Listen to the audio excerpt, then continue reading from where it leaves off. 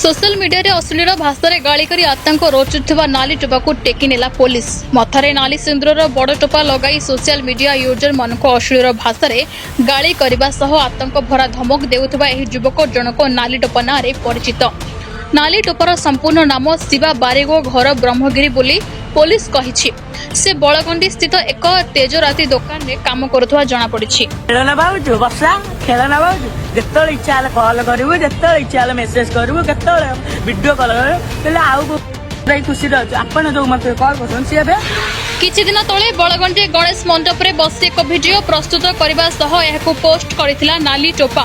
Police एहाकु जांच करबा परे से बड़गंडी अंचल रे रहुतवा जानिबाकु पाइथिला। सोमवार संध्या रे बड़गंडी रे चढ़ाऊ करी ताकु धरिथिला कुंभीरपड़ा थाना पुलिस। थाना को उठाई नै पुलिस ताकु पचरा उचरा करूछि। आगुकु एभली न करिया पई चेतावनी देबा सह नोटिस देई ताकु छडा जो बोली जणे अधिकारी कहिसंती। रोस्ट माचु बा मुचु को पेला नाकेरा रोस्ट माचु रे वीडियो पेले रियल टाइप रे के बा जगन्नाथ पाखु को सेइर जाइबु तू जिउ पेले मेडिकल न मु जिउ मेडिकल पेले सदगो तुआ जेमिते जा पाठी तो माइलुन पूरी माके जोउ